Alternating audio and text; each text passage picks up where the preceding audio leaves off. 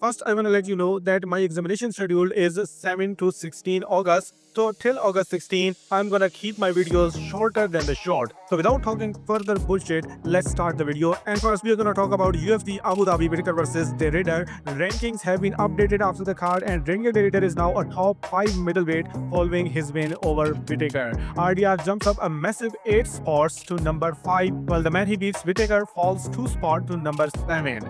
Anyway, after Paulo Costa threw shade saying he would knock out Derrida 3 times in one round, Derrida didn't hold back. He fired back, noting Costa just got his first win in 3 years while he earned his first decision in 4. Then he told him to stop talking and meet him in November at Madison Square Garden. So yes, Costa versus Derrida is possible at Madison Square Garden at UFC 322. Then Robert Whittaker also spoke for the first time after this loss, and he stays humble in defeat, insisting he is not done following this big decision loss. Anyway, there was no movement for the co-main event winner Peter Jan, but the man he beat, Marcus McGee, does fall 1 spot to number 13. Moreover, the champion Merab Dvalishvili have accepted Peter Jan's call-out, and he says he will take on Jan after beating Corey Flanagan, who is also ready for Merab Dvalishvili and his pain in the ass style at UFC 320. Then Bogdan Guskov has cracked the top 10 at light heavyweight following his win over Nikita Krylov. Guskov moves up 3 spots at number 10, while Krylov falls 2 spots to number 12.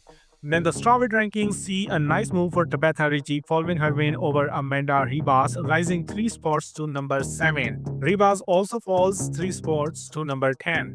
Then in the heavyweight division, Martin Budai gets a small reward for his win at UFC Abu Dhabi over Marcus Buchecha, moving up only 1 spot in the rankings update at number 12. And then lastly, Joshua Van has response to the UFC Abu Dhabi call-out by Asu Almabayev.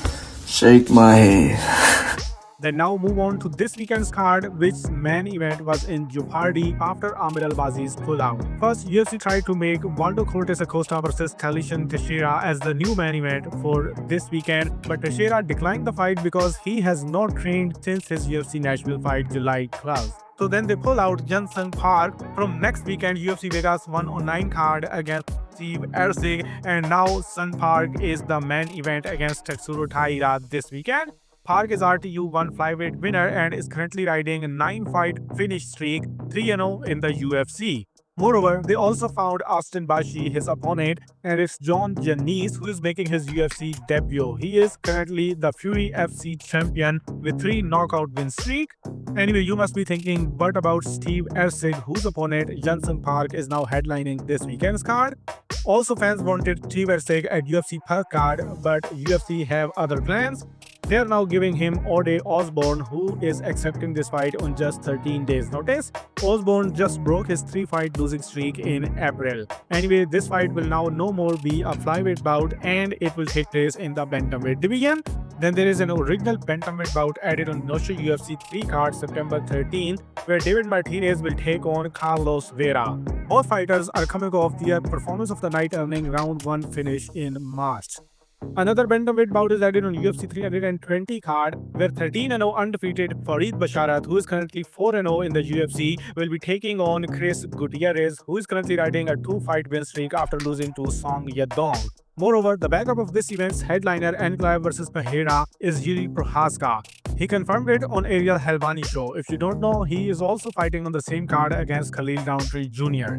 Then Caio Borralho also confirmed that he is the official backup for UFC 319 headliner Duplessis vs Khamzat Chimaev. He also got a 10-8 round against Imavov in their Twitter battle. Then the last official fight announced is for UFC Vancouver card. Azamat Bekoev, who was supposed to take on Yosri Belgori in this weekend's card, but Belgori could not get his visa on time, so this fight is now moved to UFC Vancouver October 18th. Then there is an unofficial update from a UFC lightweight fight, as Mateusz Gamrot has told Pablo Sports then the UFC are working on his rematch with Beneil Dariush for later this year. Then in some other updates from the UFC lightweight division, Paddy Pimblett again says that he would much rather face Justin Gaethje than Arman Tsarukyan next if he had the choice. The champ Topuria is also publicly ducking Tsarukyan, and now Pimblett is doing the same. Dan Hooker talked about this topic and believes the top lightweights are making excuses to avoid Arman Tsarukyan because he is one of the best fighters in the lightweight division. Anyway, Dan Hooker is the one who called out Arman Tsarukyan to fight at Madison Square Garden, as he says he is the only one who will step up and fight this guy. He also explains why a fight against Paddy Pimblett doesn't really interest him. Anyway, UFC heavyweight champion Tom Aspinall questions Michael Chandler's fight IQ, which led to Chandler responding, calling Aspinall a big goober.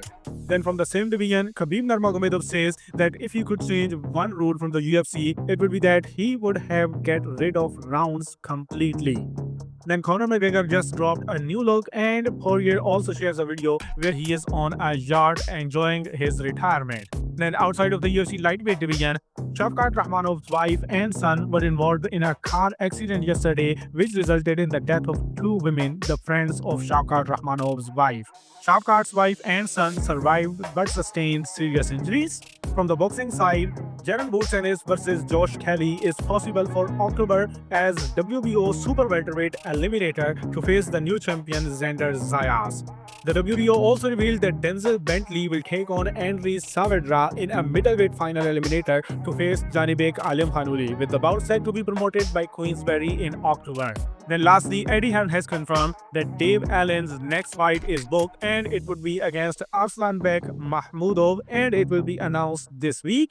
This fight is also set to take place in October in Sheffield. And that's all in this video. Now you are again completely up to date with the fight world. You will stay updated if you keep watching my videos. So now if you enjoyed, like the video, share your thoughts in the comment section, and then do whatever you want.